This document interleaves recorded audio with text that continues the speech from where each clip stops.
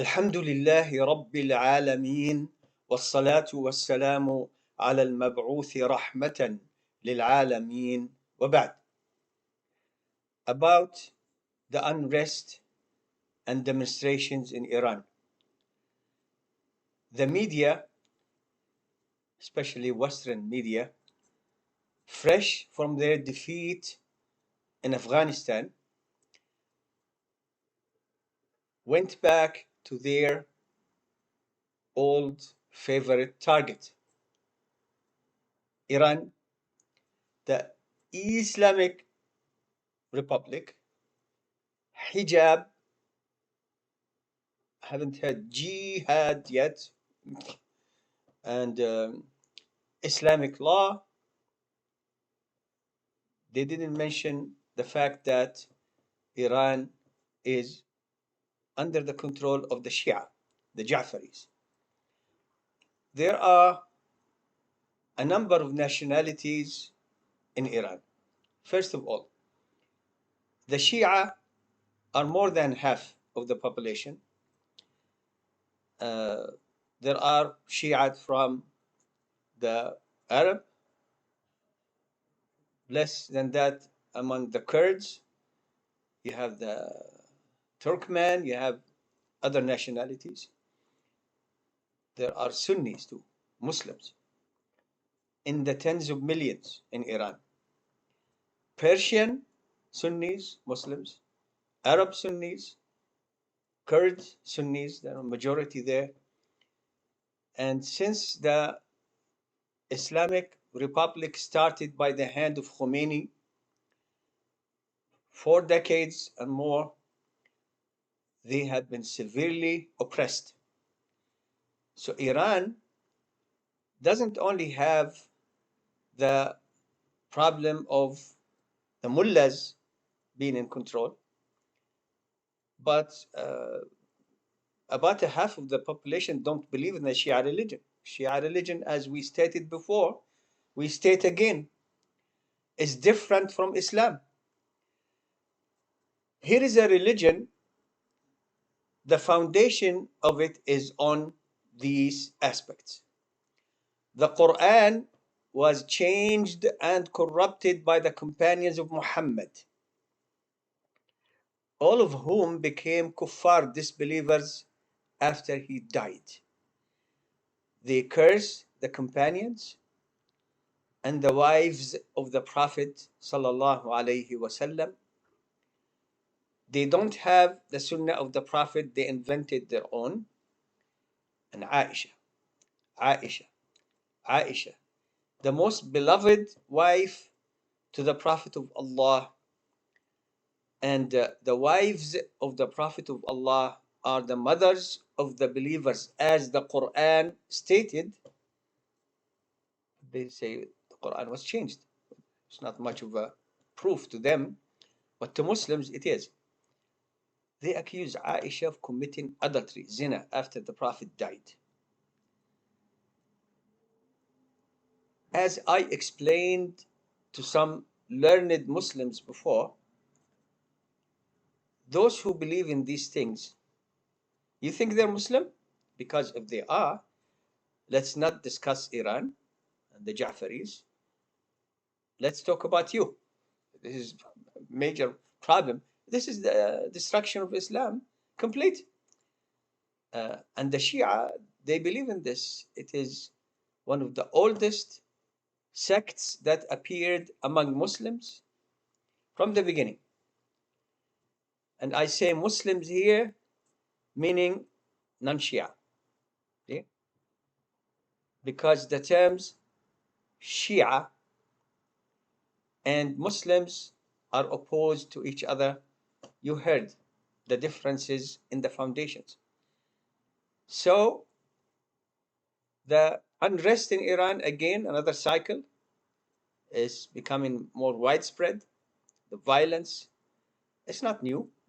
It's a cycle. It happens every few months in Iran.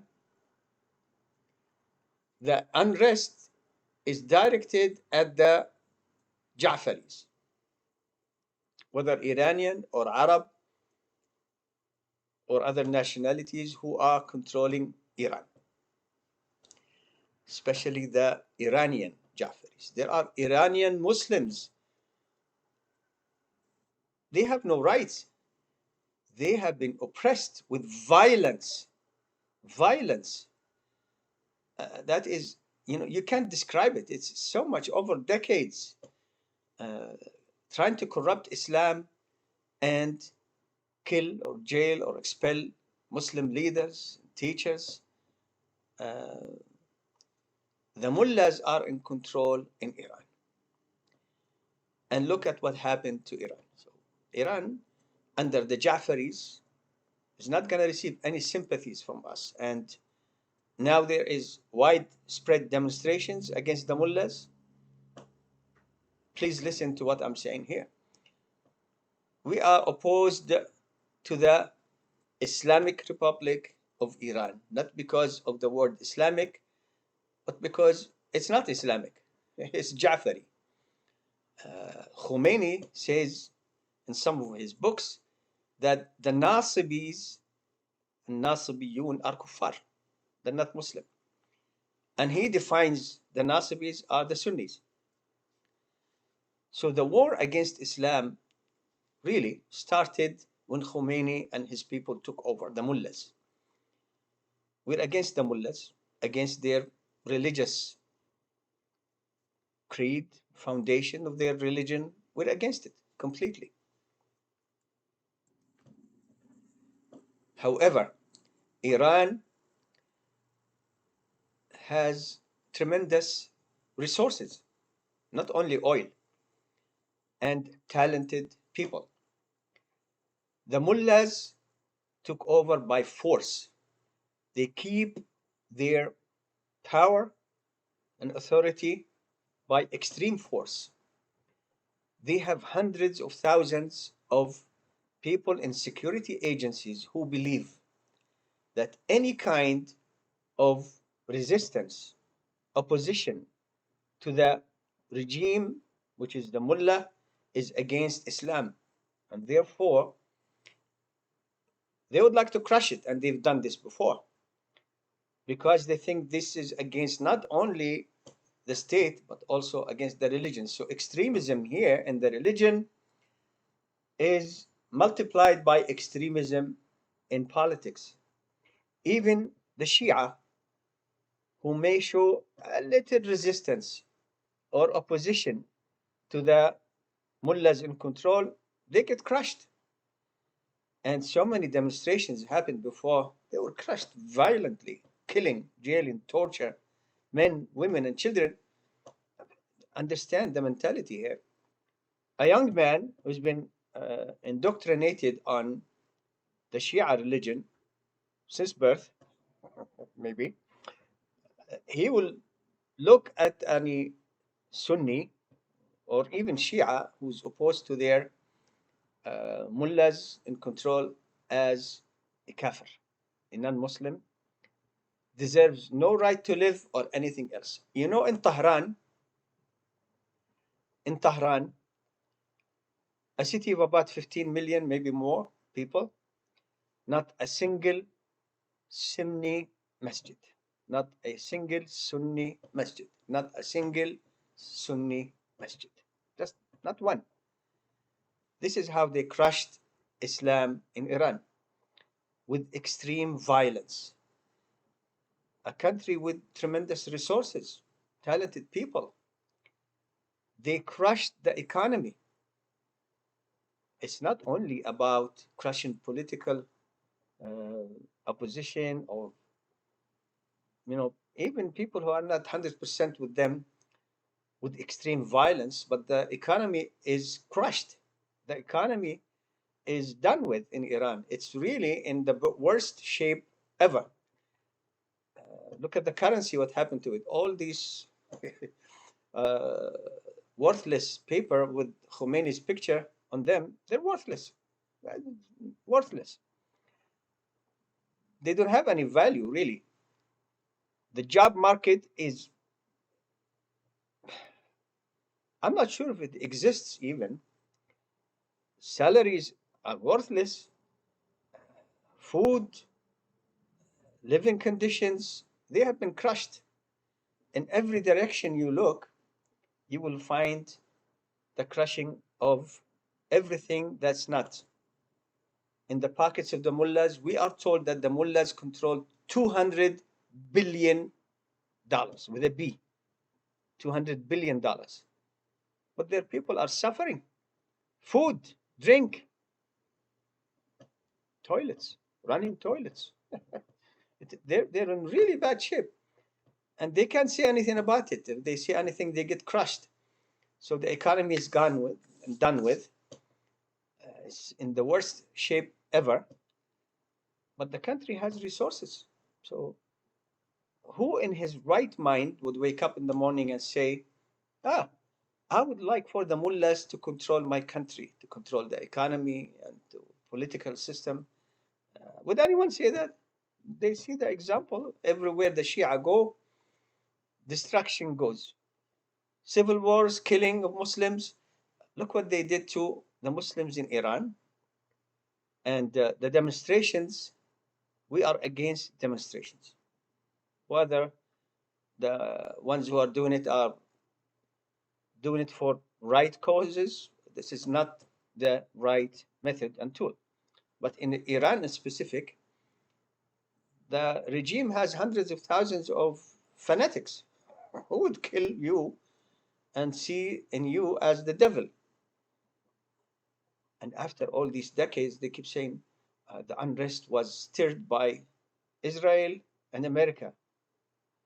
We thought that you were in control and you want to do this to Israel and those to America. So, and Israel and America are still able to ask the people to demonstrate and they go to the street.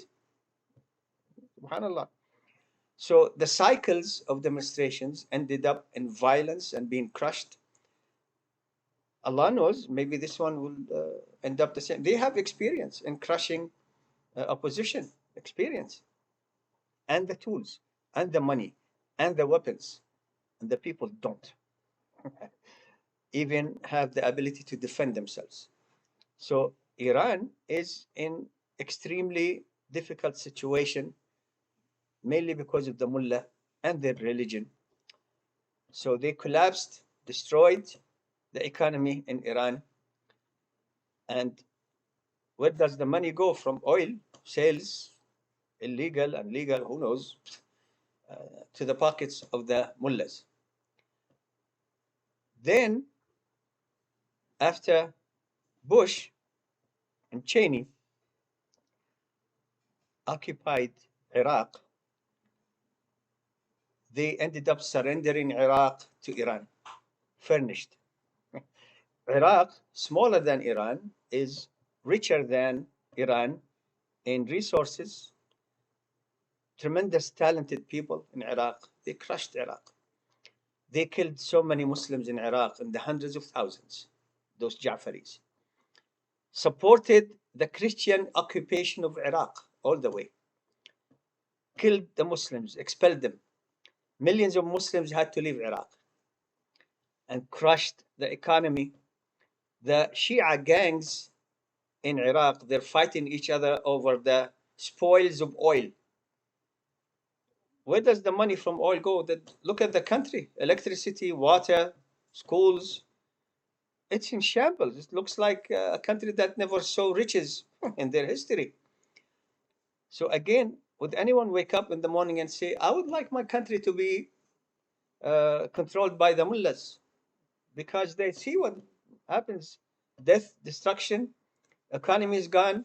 The mullahs of Iraq, who are subservient to the mullahs in Iran, they steal the money of the people. They control everything. Then they went to Syria. Obama Biden refused to support the Muslims of Syria when there is war already. We're not talking about how it started. Now it is there, the war. Refused to allow anybody to give them weapons. Obama was saying, we're not giving weapons to chicken farmers. Allowed Russia to come and kill everybody there. or almost everybody. The death and destruction in Syria between 500,000 and 1,000,000, who knows how many, except Allah, is mainly because of Obama and his administration and Biden and Russia and the Alawis. The Alawis, it's a funny thing. The Alawis are a sect among the Shia. The Ja'faris, who control Iran and Iraq, who killed the Muslims and destroyed the economies there, they consider the Alawis to be non-Muslims, not true Shia. But when it comes to the Alawis fighting the Muslims, they go. And they're doing there, apart from the killing of Muslims and bombing and shelling and bringing this criminal gang from Lebanon that controls Lebanon now, Hezbollah. Don't ask about the economy of Lebanon under the mullahs there, because there is no economy in Lebanon anymore. Syria wasn't in that great shape before, but now it is in no shape to say anything that they have an economy even. The currency in Lebanon, they don't even collect garbage months at a time. All this violence and explosions and government doesn't exist. So the Ja'faris did in Syria what the Jews did to my people in Palestine.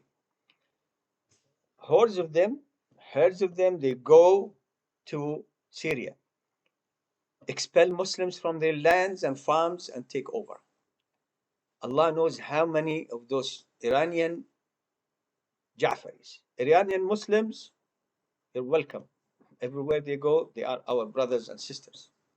Those Ja'faris with that non-Islamic agenda, they took over so many houses and farms in Syria, killed and expelled the Muslims there.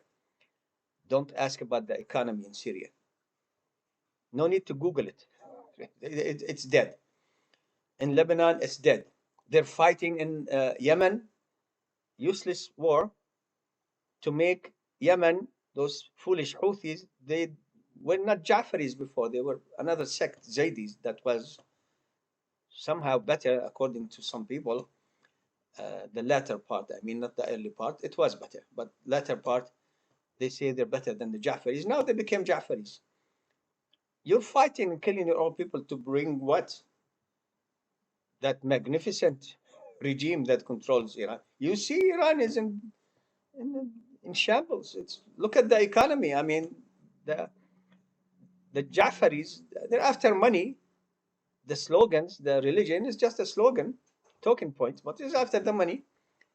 You want to bring all that destruction also to Yemen. So we have no sympathy to offer for the Ja'faris, not with regards to the religion, to their control, to the economy, and they are vicious killers. Look at all the drones and missiles that they shoot at the Gulf area countries. Their goal from the beginning has been, and Muslims, because it looks like they don't read maybe more than a day back, if they do, look at the history of the Ja'faris, the Shia. Their dream, utopia, is when they control Mecca and Medina. This is their game. That Sulaimani criminal, he says, our fight is not against Zionism and the Jews and whatever. It's against the Wahhabis. See? And they fought, only Muslims did not fight Israel whatsoever. It's still sitting there, unless somebody gave a faulty GPS to the mullahs in Iran. I mean, they're fighting the Muslims, they're not fighting the Jews. It's just a slogan. So, sympathy, no sympathy. However, about the demonstrations that are happening in Iran, if people are going to the street and we are against demonstrations of any kind, I'm telling you, they usually in Iran end up in more power for the mullahs because they see the new faces that are coming up. We have new faces now. Okay, go kill those. and then the cycles comes again. They have more power, and then Allah knows what's going to happen in the future. So all these demonstrations before ended up and making the mullahs more powerful. Now people are in the streets demonstrating. What is it? If it is against the mullahs fighting Islam and Muslims and destroying the economy, fighting the Sunni religion inside Iran and Iraq and Syria now. Of course, Lebanon, they can't do it there except under the areas, in the areas under their control. If they're angry about this, about the money, no jobs, no security, violence, that woman that they said that, they arrested her because her hijab was faulty, the morality police. Uh, it seems like they beat up on her. I mean, the videos, and killed her. So if they are against the regime because of these crimes, killing, destruction, the destruction, every respect in every aspect of life and religion, economy in Iran, they're right to be angry because we share the same stance. We sympathize with them, but not to do demonstrations because unlike the commoners who like demonstrations, going to the street and clapping, it usually leads to worse situation. In Iran, it's very clear. In Syria, it's very, very, very clear. Now, the Shia, Ja'faris, and Alawis, and the Russians are in control. Anyway, if they are demonstrating against hijab, we will not offer you ever any kind of sympathy. Because it's not the mullahs who instructed women to wear hijab. It's their right and honor to wear hijab. It's not the mullahs, it's Allah. You're going against Islam when you're going against the hijab. And understand this, please. The hijab that's being enforced in Iran is not the proper hijab. That thing they put on the head, that's not the proper cover for the head. Many women in Iran, including Shia women, they're honorable, they're covered. I'm talking about these people who are demonstrating against the hijab, burning the headscarves, removing the headscarves. They don't want to do the hijab. We will never support you in this regard. You are going against Islam, not against the mullahs. And look who's supporting you. The Western media. Western media. Don't allow these people to again trick you. Look what they did in Afghanistan. For 2 decades, tried to erase Islam from the hearts and practices of Muslims, especially the women. They were defeated. And they can't believe it. They can't get over it. They were defeated. They had to leave after trillions of dollars. And then they left their allies there stuck in Afghanistan in the maybe 100,000 people. They're stuck there. Those who know that those Western countries, they abandoned their allies. This is their history. Just read their history. They will abandon you, and they did. Biden said, you take care of yourself. And then they talk about the women in Afghanistan under the Taliban. Well, an embargo, economic embargo on Afghanistan is not helping the women. It's killing the women there, literally, and the children. So what kind of hypocrisy is this? It's a Western hypocrisy that you can't find. It's a new kind of hypocrisy anyway. They're not worried about the women who are being killed and children in Palestine by the hands of the Jews. They don't care. But they're talking about their old favorite target, hijab in Iran. It is not your business. Islam requires women to wear hijab and requires men, hear me, to wear proper Islamic dress, which they were not wearing. So when they are trying to,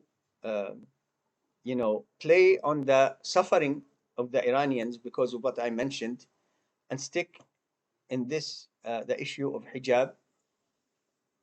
Most women in Iran want to wear hijab. They do wear hijab. They like hijab. Hijab is for your protection, O Muslim women, to protect your skin from the eyes of evil, wicked men. And look at those uh, women who took off their scarf, which is not proper anyway, and the pants and shirts, they're not a part of the proper hijab. They have to wear the jilbab. That's not the topic, but their their hijab even is not proper hijab. Eh, You know, they and still they don't like it. They go against it. So those women who are, trying to burn their hijab, their headscarf, um, they're the men are in circles and the women are in the middle and they're dancing without, she finally showed her skin to those evil men. Guess who's dancing in the middle? It's only the women, and the men are clapping. They're very happy. Finally, we got to see this woman for free. We're having trouble having access to all that stuff on YouTube. Now we're seeing all the skin for free. This is wickedness. And the women, you discarded your honor and protection from Allah for your body. So we'll never support that. There is no way. We don't support demonstrations to begin with, but you're going against Islam because you dislike the mullahs, or you. And who's supporting? Who's happy? Let me ask this question: who's happy with the women discarding their hijab? Western media, of course, of course. Western media, they don't care about the women in China. I mean, women in China must be in magnificent situation and living great life. They just talk about Muslim women and about their hijab and rights. Hindu, married Hindu women, what happens to them when the husband dies, for example, they're not talking about that. They don't talk about the other countries and the situation of women in Africa, which is not Muslim, the parts that are not Muslim, I mean. And what about the West? In America, 1 in every 3 women experiences some kind of sexual abuse or rape during her lifetime. Don't talk about the hijab, go talk about the women in the West. See what those Muslim women, they keep falling into the same trap.